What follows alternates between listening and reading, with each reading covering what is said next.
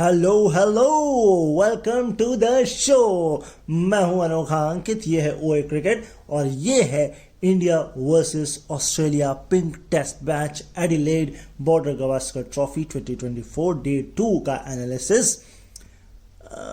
दिन आपको लग रहा होगा अच्छा तो गया नहीं है, 5 विकेट गिर गए हैं एंड इसके अलावा ऑल दो तीसरे दिन मैच खत्म हो जाएगा। यानी जो बात हो रही थी कि पिंक बॉल 3 दिन में खत्म हो जाते हैं, वो बिल्कुल सच है।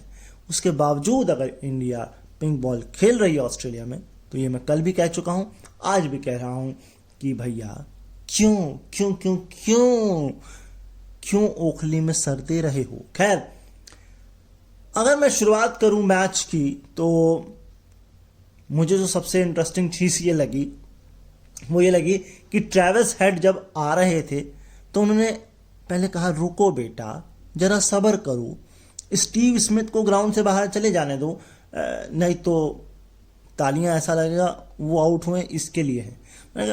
जान दो, स्वैग मेरा होना चाहिए, मेरा होम ग्राउंड है, मेरे लिए तालियां बजनी चाहिए, तो मुझे फील आना चाहिए ताकि मैं एनर्जेटिक होके भारतीय बॉलर की पिटाई कर सकूं। और पता नहीं कौन सा सुख मिलता है ट्रेविस हेड को इंडियन बॉलर्स की पिटाई करके।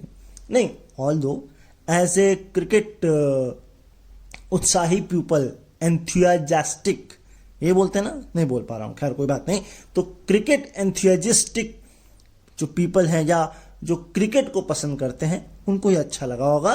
हाँ, ऑल दो भारतीय फैंस को नहीं अच्छा लगा होगा कि भैया फिर तुमने मार दिया। तो वैसे भी एक विलन तो मिल गया है ऑस्ट्रेलियन दर्शकों को मोहम्मद सिराज के रूप में, और वो इसलिए कि कल बॉल फेंक के मार दी थी, हैं लेबुशेन थे शायद क्रीज पर, और आज जो है ट्रेविस हेड को आउट करने के बाद कहते हैं चलो निकलो। उसके बाद थोड़ी सी हो गई, तू तड़ाक हो गई। अब देखो भाई, मैच रेफरी क्या करते हैं, पॉइंट डिडक्ट करते हैं, मैच फीस काटते हैं, मतलब डीमेरिट पॉइंट करते हैं या जो है वो पैसा काटते हैं। लेकिन विलन तो मिल गया। लेकिन मैं सुन रहा था वो ये कि पिछली बार जब मोहम्मद सिराज आए थे तो उन पर रेशियल अब्यूज भी हुए थे, उन पर और जसप्रीत बुमराह पर। अगर मैं गलत नहीं हूं तो मुझे करेक्ट करिएगा, ऐसा सुनने में आया था।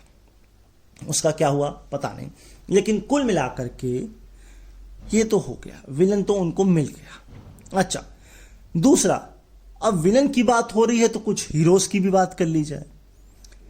Hero number 1 Glenn McGrath, hero number 2 Jasprit Bumrah, hero number 3 Matthew Hayden और हीरो नंबर 4 राहुल द्रविड़। अब आप कहेंगे ये कौन सा कॉम्बिनेशन? सुन लो, सबर करो। पहला नाम मैंने क्या लिया?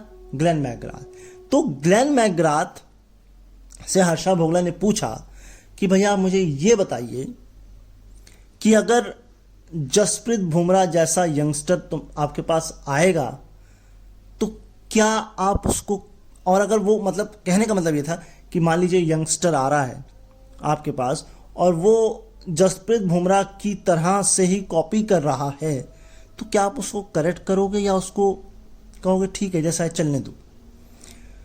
तो मेरा जो मानना है, और ग्लेन मैकग्राथ का तो जो मानना था वो तो सो ठीक है, लेकिन ये मानना है कि उसको करेक्ट करना चाहिए।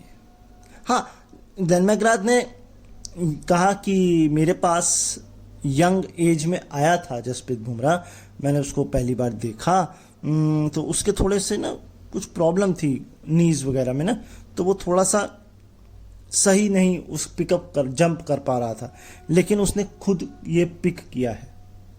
जो उसने इम्प्रूवमेंट किया अपनी बॉलिंग में, अपने रनअप में और अपने एक्शन में, वो खुद किया, उसका क्रेडिट मैं नहीं ले सकता।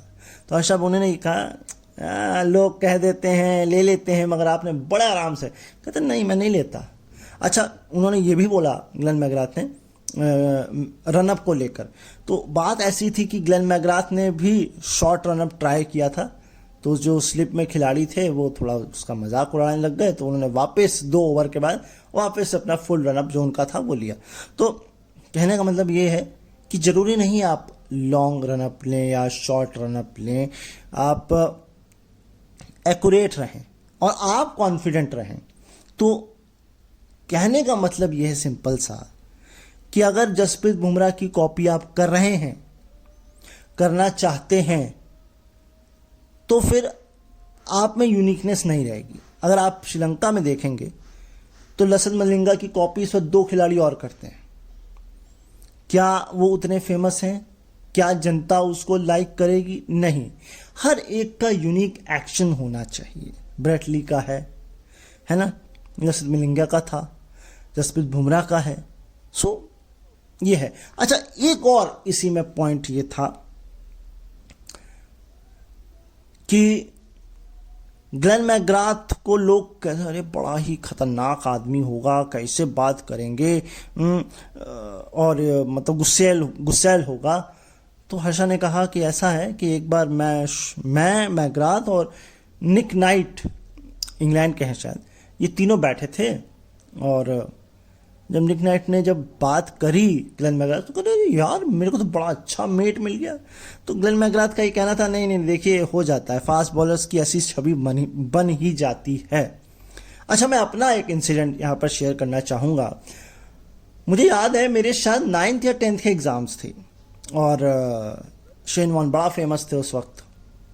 9-10 थे कि हाँ 9-10 होगा या ज़्यादा से ज़्यादा 8th होगा, ये मैं बात कर रहा हूँ 2001 से 3 के बीच की, है ना।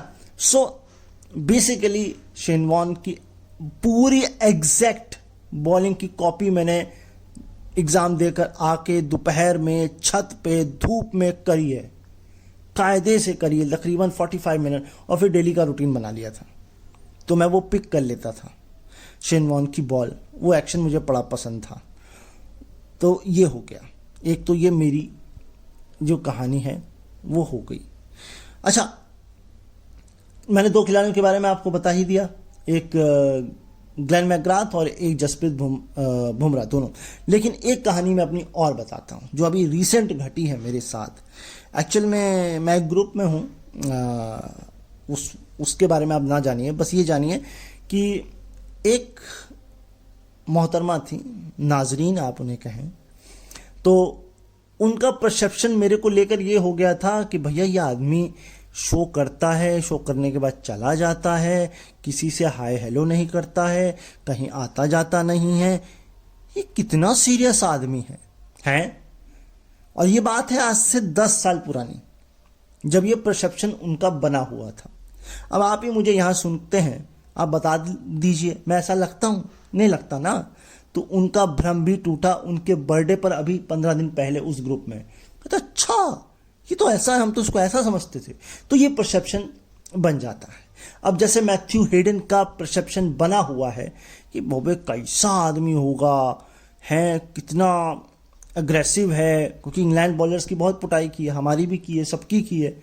लेकिन जब वो बीबीसी के स्टेंट पे आए तो ऐसा लगा ही नहीं कि ऐसा कुछ है। जस्ट राहुल द्रविड़ भाई कितना द वॉल है, बिल्कुल हर चीज़ को करेक्शन में रखना, ये सब वो। तो एली मिचेल ने ये बोला कि वो जब 2011 के वर्ल्ड कप में बीबीसी के स्टेंट पे आए थे, सो उन्होंने सबको कॉफ़ी पूछी, सबको चाय पूछी, और मुझे चॉकलेट ऑफर की, और मुझे कोई चॉकलेट ऑफर करता है तो मैं तुरंत उसकी दोस्त बन जाती हूँ, ऐसा एलिसन मिचेल ने बोला।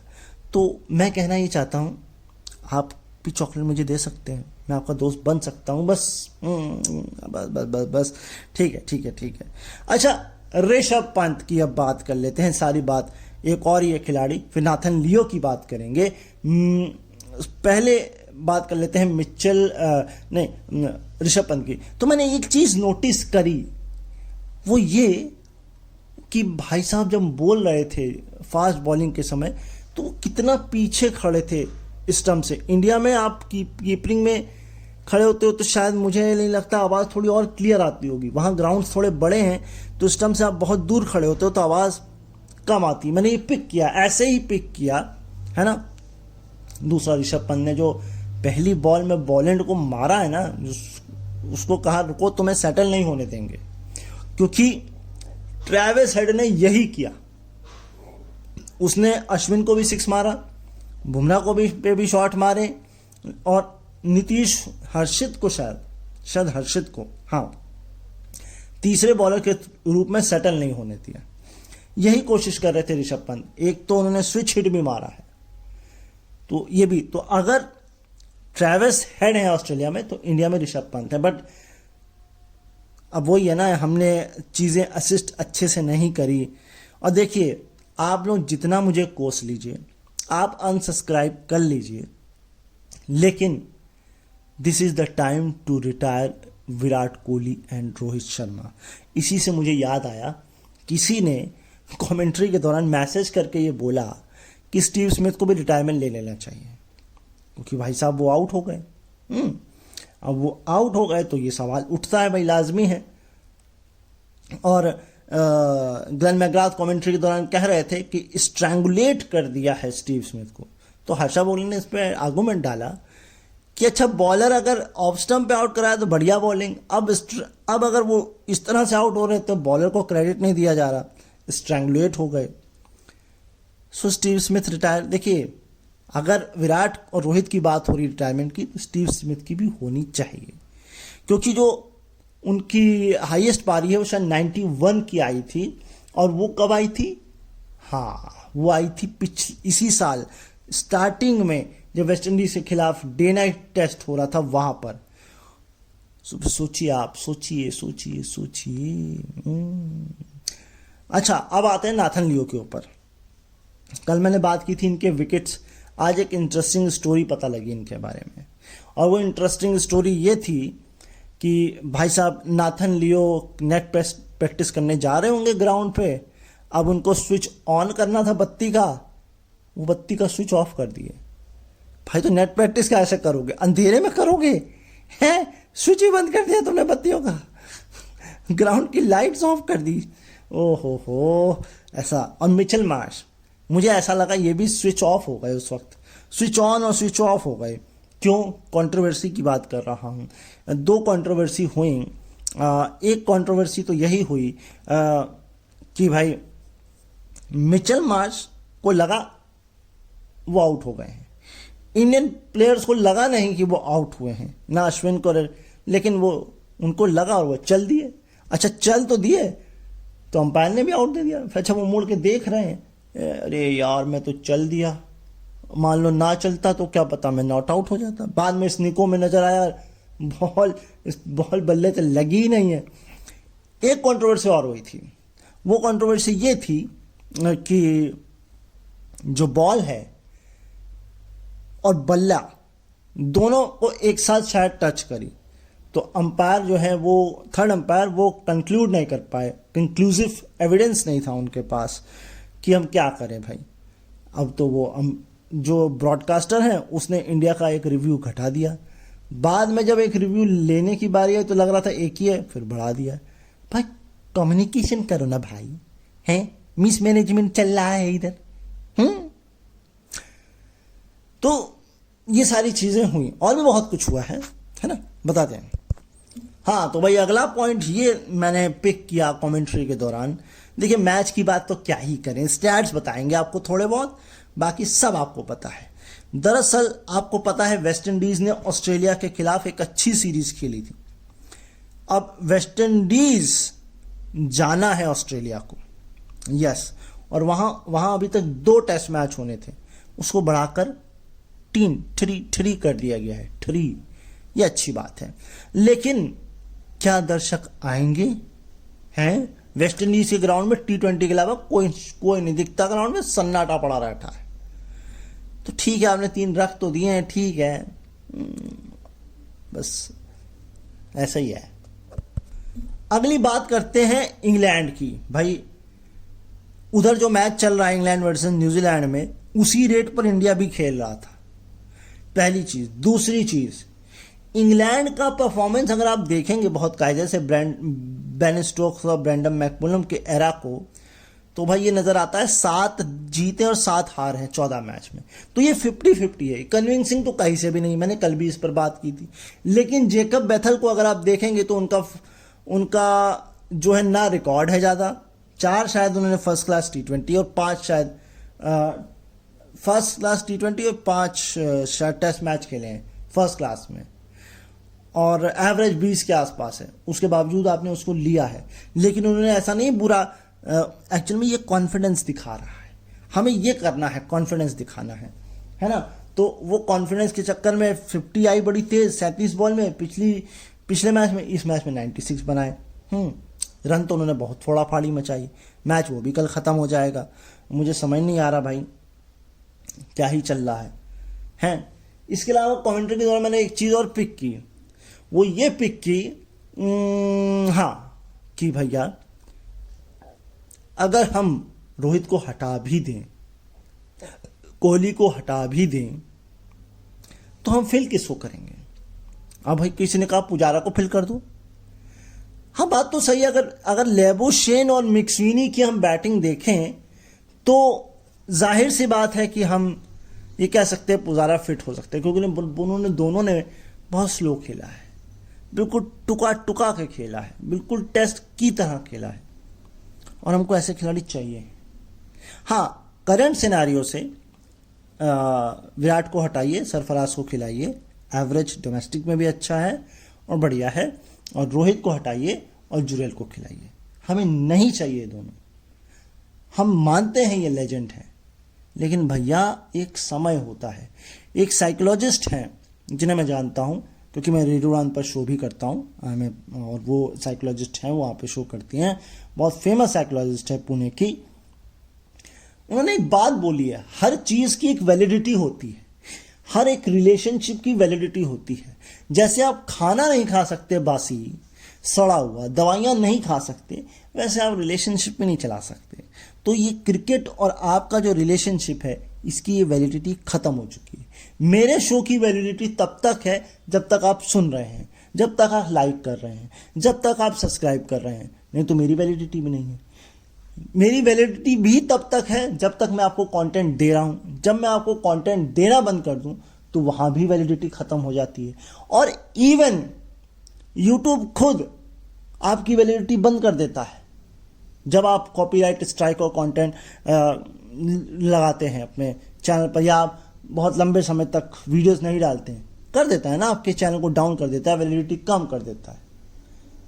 तो ठीक इसी प्रकार हम आपको लेजेंड मान रहे हैं, आपने बहुत कुछ दिया है क्रिकेट को, इंडियन क्रिकेट को, but now this is the time to set back and make a way for young players to come and light, shine and make India proud.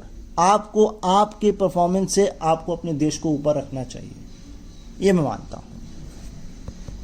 दो और ऑस्ट्रेलियन खिलाड़ियों की बात करनी चाहिए। एक तो एलेक्स कैरी, भले इस मैच में वो किसके हाथों आउट हुए मुझे याद नहीं आ रहा, मुझे लिटरली नहीं याद है, क्योंकि मेरे दिमाग में एक स्टैट बड़ी देर से घूम रहा था, वो ये था कि 5 बार अश्विन ने एलेक्स कैरी को आउट किया हुआ है, तो वही दिमाग में चल रहा था। अच्छा, दूसरा ट्रेविस हेड, भाई 140 रन बनाए हैं 140 गेंदों में, क्योंकि 141 में वो आउट हुए हैं, मतलब 100 की स्ट्राइक रेट से रन बिल्कुल बनाए हैं उन्होंने। एडिलेड में उनका ये लगातार तीसरा शतक है, एक ही अब इंडिया के खिलाफ, एक इसी सीजन में वेस्ट इंडीज के खिलाफ, और एक पिछले सीजन में भी वेस्ट इंडीज के खिलाफ। ओवरऑल उनका 8वां शतक है, इसमें से एक ओवल में है, 3 यहाँ पे है, 4 बचते हैं, नहीं 4 हो गए, 3 बचते हैं, और 3 में एक शायद होबार्ट है, एक मैं कंफर्म करता हूँ, मैंने नोट करके रखा हुआ, मैं बताऊंगा, आप सब्र करिए। इसके अलावा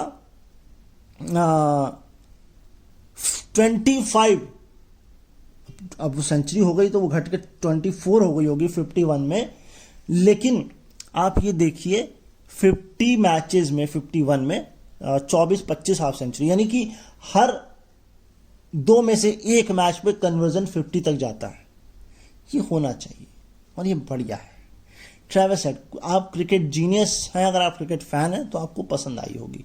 ये गवास्कर भी कह रहे थे, ये मैं भी कह रहा हूँ। हाँ, थोड़ा सा मन खट्टा होता है कि अरे यार तुम फिर इंडिया के पीछे पड़ गए हो यार, मतलब ट्रेविस का हेड और इंडिया की टेल, मुझे ऐसा लग रहा था। अच्छा, अगर मैच के कॉन्टेक्ट में अगर मैं आपको ब्रैड हेडिन ले आऊं तो आप कहोगे ये कहाँ से आ गया ब्रैड हेडिन। दरअसल क्या हुआ, एक बॉल थी, उस बॉल को शायद ट्रेविस हेड ने खुद दे दिया। तो कमेंटेटर कह रहे थे ब्रैड हेडिन ये कभी बर्दाश्त नहीं करेंगे, चिल्ला रहे होंगे चीख चीख के। और ब्रैड हेडिन का एडिलेड ग्राउंड में 6 मारने के मामले में टेस्ट क्रिकेट में नंबर 1 है। वो 11 छक्के हैं उनके, 11 सिक्सेस ब्रिस्बेन में, और मेरे ख्याल से 6 शायद ट्रेविस हेड के हो गए हैं। ब्रिस्बेन नहीं, सॉरी, एडिलेड में यस। तो भाई एक स्टार्ट हाथ लगा है, और ट्रेविस हेड और मोहम्मद सिराज के बीच क्या हुआ ये भी मैं आपको बता देता हूं। खैर स्टार्ट ये है कि इंडिया ने अंडर लाइट्स कल जो बॉलिंग स्टंप पर करी थी, उनको सीम और स्विंग बहुत मिल रहा था, लेकिन स्टंप पर टारगेट से 4.6 था, तभी उनको सिर्फ 1 विकेट मिला।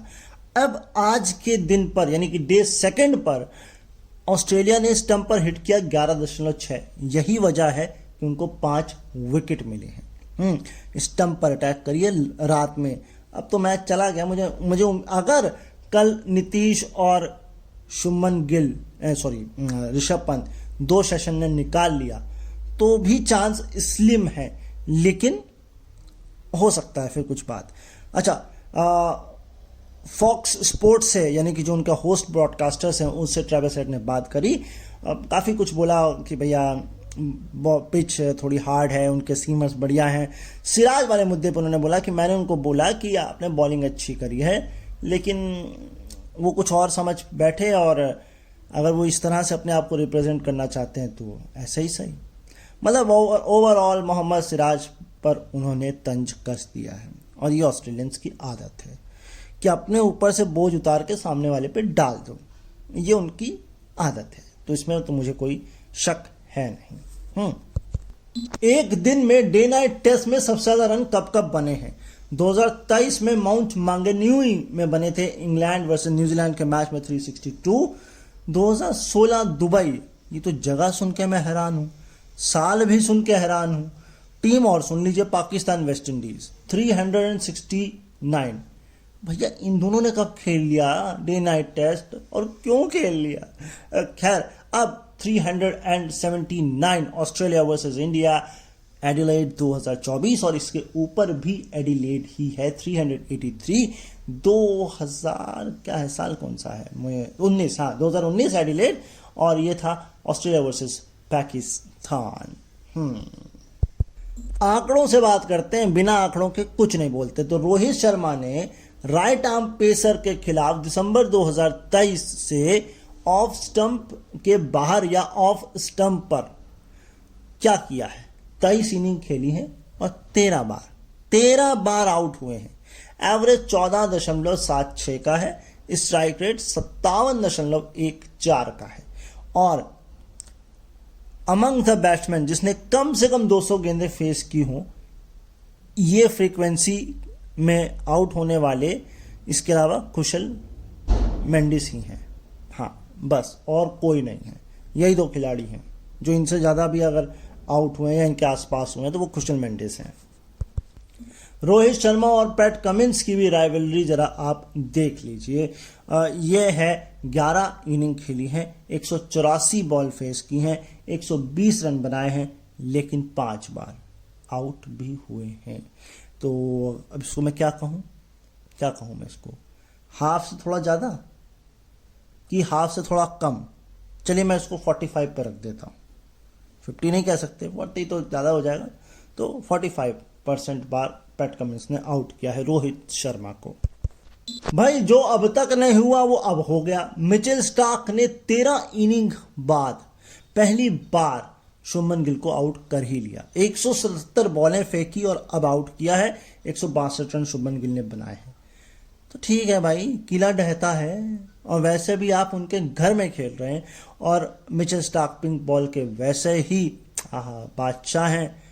तो आपको किसने कहा था ओखली में सर देने के लिए? 5 मैचों की टेस्ट श्रृंखला खेल रहे हैं तो भैया डे वाली ही खेल लो। चलो खैर कोई बात नहीं, नया एक्सपीरियंस लेना चाहिए। आगे के लिए हम ये कहेंगे कि हर सीरीज में एक पिंक बॉल रखो ताकि आप सीखें।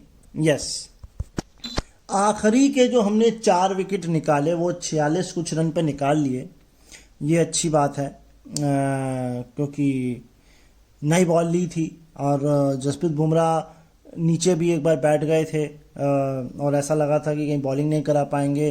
अभी कल भी कंसर्न है, ये देखते हैं करा पाएंगे नहीं करा पाएंगे। अभी तो उन्होंने स्पेल अपना पूरा कर दिया, वो एक अलग बात है।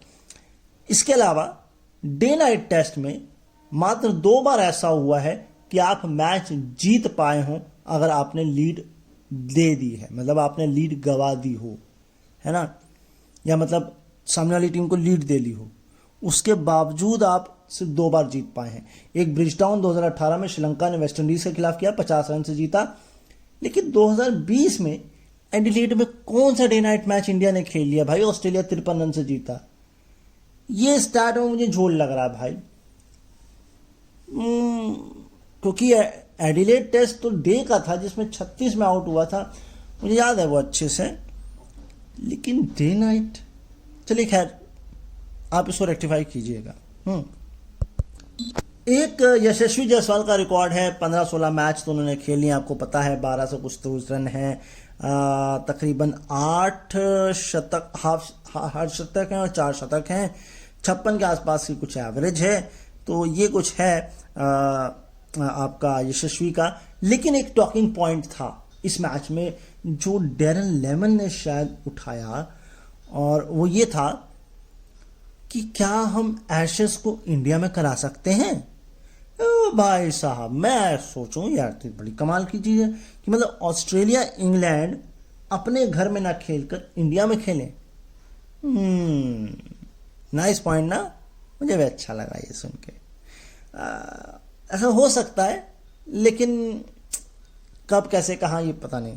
और हाँ, एक चीज़ और, ये बहुत पहले भी कही जा चुकी है, अब भी बात कही जा रही है कि भाई साहब एशेस से बड़ी बॉर्डर गावस्कर ट्रॉफी है या इंडिया ऑस्ट्रेलिया की राइवलरी है। सही है, क्योंकि एक तरफा मैच खेलने से बढ़िया है ना कंपटीशन रहे। अब देखिए ना, ये टेस्ट मैच ऑस्ट्रेलिया जीतेगा तो 1-1 से बराबरी।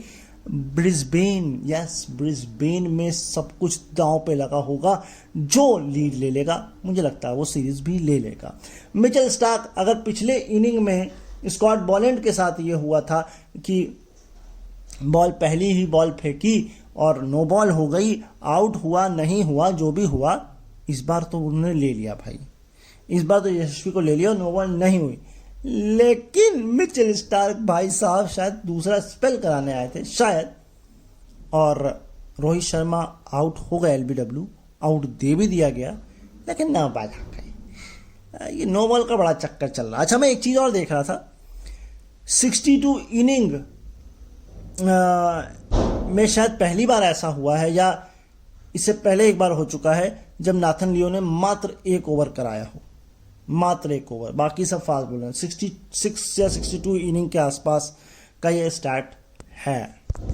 तो भाई अगला स्टैट ये है कि 100 सबसे तेज डे नाइट टेस्ट में बॉल के हिसाब से किसने किसे की है। ब्रिस्बेन 2016 ऑस्ट्रेलिया के खिलाफ अशद शफीक ने 140, एजबेस्टन 2017 वेस्ट इंडीज के खिलाफ जो रूट ने 139। भैया अच्छा, आपने भी डे नाइट खेल लिया, मतलब सोचिए शाम को 5:30 बजे की तरफ ये मैच शुरू हुआ होगा। खैर, इसके ऊपर है 2022 एडिलेड वेस्ट इंडीज के खिलाफ ट्रेविस हेड 125, फिर ट्रेविस हेड होबार्ट 2022 इंग्लैंड के खिलाफ 112, और अब 2024 एडिलेड इंडिया के खिलाफ 111। अपना ही रिकॉर्ड तोड़ दिया है। अगली बार क्या 110 में मारना है सेंचुरी? टीम इंडिया नहीं होनी चाहिए। अगला दौरा किसका है? अगला दौरा अगले साल एशेज में हो सकता है, डे नाइट का होगा। राइट। अब डे नाइट टेस्ट में सबसे ज्यादा छक्के नहीं, सेंचुरी किसने मारी है? खैर, आपको पहले मैं बता दूं, ब्रिस्बेन में वेस्ट इंडीज के खिलाफ ट्रेविस हेड किंग पेयर भी हासिल कर चुके हैं डे नाइट में, यानी कि दोनों ही पारियों में 0 पर आउट, डक। और किंग पेयर क्या होता है? पहली बॉल पे आउट। ये कौन महान बॉलर थे भाई, मिलवाओ जरा हमको। खैर, 2 बार अशद शफीक और दुर्नत करुणारत्ने ये कर चुके हैं, 3 बार ट्रेविस हेड और तीनों बार एडिलेड में किया है। एडिलेड में किया, नहीं नहीं नहीं नहीं, एक बार इसमें होबार्ट है, याद करिए, 2 एडिलेड हो गए। एंड सबसे ऊपर है मानस लैबुशेन, 4 बार डे नाइट टेस्ट में शतक हैं इनके। ट्रेविस हेड की इंडिया के खिलाफ लास्ट 6 टेस्ट इनिंग भी देख लीजिए।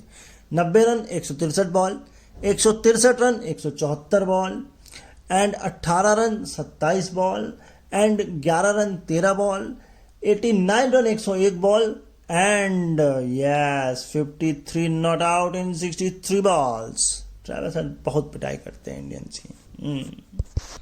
अश्विन को ट्रेविस हेड ने 7 छक्के मारे हैं, और केवल एक ही ऐसा और मौका है जब इंडियन किसी बॉलर को किसी खिलाड़ी ने सबसे ज्यादा छक्के मारे हों। 8 मारे हैं इयान बॉथम ने, ये डॉशी हैं कोई, दिलीप डॉशी, इनको मारे थे 8 छक्के। अच्छा, कहानी सी ट्रेविस हेड के ना आने से पहले क्या थी जरा ये जान लीजिए। पिछले दिन यानी कि डे 1 पे 33 ओवर में सिर्फ 9 बार स्टंप पर हिट किया था इंडिया ने, लेकिन इस दिन सिर्फ 6 ही ओवर में यह कर दिया। मतलब संभल तो गए, लेकिन ट्रेविस हेड ने हेड अराउंड कर दिया। अब मैं स्टीव स्मिथ की बात जो की उसको फैक्ट से आपको बता देता हूं। दरअसल इस साल जो बॉल राइट हैंडर्स के हाथों सीम इन हो रही है, यानी कि जो अंदर की तरफ आ रही है, उसके खिलाफ एवरेज है मात्र 8.80। और अगर उनके पीक टाइम पर, जब स्टीव स्मिथ अपने पीक पर थे 2013 से 19 के बीच, तब ये था एवरेज 75.64, और हर 145.5 यानी कि लगभग 146 बॉल में एक बार आउट होते थे। 146, सोच लीजिए। मैं आपको बताने जा रहा हूं स्ट्राइक रेट इस पूरे साल में, इस कैलेंडर ईयर में किसकी अराउंड द वर्ल्ड। तो डकेट 88 है, हैरी ब्रुक 83 है, ऋषभ पंत 81 है, और ट्रेविस हेड 78 है। सोच लीजिए, यही है। अच्छा, फैब 4 में ट्रेविस हेड को रख सकते हैं या डकेट को रख सकते हैं, क्योंकि 3 तो मैंने बता दिया आपको, Jaiswal, Harry Brook, Tristan Stubbs, चौथी जगह एक बच रही है, तो देख लीजिए, आप बता सकते हैं। हाँ, तो मैंने आपसे क्या कहा था, एडिलेड ओवल में छक्के मारने के मामले में तीसरे नंबर पर अब आ चुके हैं ट्रेविस हेड। 6 पर उन्होंने डेविड वार्नर और मैथ्यू हेडन को पिछाड़ दिया है, 8 पर अब वो खुद आ गए हैं, और 9 पर माइक हसी हैं, और 11 पर ब्रैड हेडन हैं। तो अब अगले सीजन में देखते हैं कि रिकॉर्ड टूटेगा ट्रेविस यानी बाकी लोगों का कि नहीं। और अगर इसी ग्राउंड पर 118 जो बनाए थे वो वेस्ट इंडीज के खिलाफ, बाकी जो खिलाड़ी थे उस मैच में 50 से ऊपर नहीं पहुंच पाए थे। हाँ, ये एक मसला है वेस्ट इंडीज। और यहाँ पर भी देखिए ना, ट्रेविस हेड के अलावा एक ही खिलाड़ी है ना, अगर इन दोनों के रन हटा दें आप तो रन कुछ बचते नहीं है, India top of the test match होता। लेकिन सिर्फ मात्र 2 खिलाड़ियों ने सब काम खराब कर दिया। अपने करियर के एक बार एवरेज जो है 20 से कम, और आंकड़ा क्या, फिल्टर क्या लगेगा, 150 से ज्यादा विकेट। तो जसप्रीत बुमराह के अभी 185 विकेट है, और उनकी एवरेज इस टेस्ट मैच शुरू होने से पहले थी 20.06, जो घटकर 19.96 आ गई है। वकार यूनियर, शान पॉलाक, ये इस लिस्ट में ये शामिल हो चुके हैं। लेकिन 14 खिलाड़ी ऐसे हैं जिनकी एवरेज उनके अंत पर एटलीस्ट 50 से ज़्यादा विकेट लिए हों, जब उन्होंने अपना करियर एंड किया तो वो बिलो 20 की रही हो। 14 प्लेयर हैं, बहुत पुराने खिलाड़ी हैं। लास्ट टाइम जो था कोई वो 1950 में आप था। करंट सिनेरियो में जो है वो जेनिसम है, वो अपनी इंजरी से जूझ रहे हैं, और काइल जेमिसन जो है वही मेरे ख्याल से आने वाली इंग्लैंड न्यूजीलैंड की सीरीज में मतलब तीसरे मैच में हो सकता है, या आने वाले समय में टीम सऊदी को रिप्लेस कर सकते हैं। 80 विकेट हैं काइल जेनिसम के, 19.75 की, मगर ये करंट में 2 खिलाड़ी हैं। लेकिन करंट को अगर छोड़ दे तो फ्रैंक टाइसन है 1950 में, जो लास्ट खिलाड़ी थे जिन्होंने अपना करियर एंड किया था। एवरेज 20 से नीचे और 50 से ज़्यादा विकेट उनके करियर में होने चाहिए कम से कम। और जो पोलाक और वकार यूनिस है, ये अपने करियर के एक टाइम पर, किसी एक मोमेंट पे, किसी एक साल में, किसी एक महीने में, किसी एक सीरीज में, एक टाइम पर ये एवरेज 20 से नीचे आया होगा। और इस लिस्ट में करंट में अक्षर पटेल का नाम भी आप जोड़ लीजिए। अच्छा, बात चल रही थी एक पॉडकास्ट को लेकर, तो समझ में फिर मैग्राथ ने बोला कि मुझे ऐसा लगता है 93 कंट्रीज हैं जिनका क्रिकेट एसोसिएशन है, क्योंकि एक मेल शंघाई से भी आया था। और अगर चाइना की ही बात करें मेंस की, अब ये ओवरऑल स्टैट्स तो नहीं है, इस साल का है शायद, 11 मैच खेले हैं, 9 हारे हैं, 2 जीते हैं। ये केवल मेंस का है, वुमेन्स का भी बता रहा हूं और जापान का भी आपको बताता हूं। हाँ, तो भाई वुमेन्स की कहानी है 39, चाइनाज वुमेन्स की बात हो रही है। 39 मैच खेले हैं जिसमें 17 जीते हैं, 22 हारे हैं। और जापान का ये नहीं कंफर्म है कि मैन और वुमेन है, मतलब कुल मिला के 176 मैच खेले हैं, 68 जीते हैं, 69, मतलब बराबर ही है, हार जीत का अंतर जो है वो जापान का ऐसा कुछ है। T20 की बात हो रही केवल ये। हाँ, तो वो जापान नहीं था, हांगकांग था, 176। खैर, अगर स्कॉट बॉलैंड की एवरेज की मैं बात करूं, फर्स्ट इनिंग में है 35.17 और सेकंड इनिंग में मात्र आधे से भी कम हो जाता है, 12.61। तो सेकंड इनिंग में बॉलैंड और भी बोल्ड और खतरनाक हो जाते हैं। एंड मैंने आपको बोला था ना, ट्रेविस हेड की सेंचुरीज 3 इस ग्राउंड में है, 1 ओवल में है। वर्ल्ड टेस्ट चैंपियनशिप में 1 होबार्ट में बता चुका था। रह गई कौन सी? कैनबरा, मेलबर्न क्रिकेट ग्राउंड और ब्रिस्बेन। भैया सिडनी ही छूट गया है इस सीरीज में, वो भी ना हो जाए, वो भी नए साल पर, क्योंकि सिडनी में नए साल पर टेस्ट मैच है, वो भी आखिरी और निर्णायक मैच होगा। तो या तो ट्रेविस हेड या तो हमारी को फिर टेल दिखाएंगे, अपनी हेड से हमको टेल दिखाएंगे, या फिर हम उनके हेड को कहेंगे बुम बुम बुम। तो खैर, इसी नोट पर आज के एपिसोड को हम वाइंड अप करते हैं। आई होप आपको पसंद आया होगा। नए हैं चैनल पर तो सब्सक्राइब कर लीजिए, पसंद आया है तो भाई आपकी श्रद्धा है, लाइक कमेंट शेयर कर दीजिएगा ताकि बाकी लोगों को भी इसके बारे में पता लगे। जाने से पहले जो मैं कहता हूं वो कहकर जाऊंगा, अपना ख्याल रखिए, मुझे अपने दिलों में याद रखिए। कल होगा डे 3 और मोस्ट प्रोबेबली फाइनल होगा। तो देखते हैं क्या कुछ स्टार्ट्स आपके लिए कल मैं आपके लिए लेकर आता हूं। इंग्लैंड न्यूजीलैंड में कुछ है नहीं मजेदार, अगर स्टैट्स मिलेंगे तो उस पर भी बनाएंगे, और इंग्लैंड और साउथ अफ्रीका श्रीलंका उस पर भी कोशिश करेंगे। अभी के लिए आप लोगों से यही कहूंगा, नमस्कार।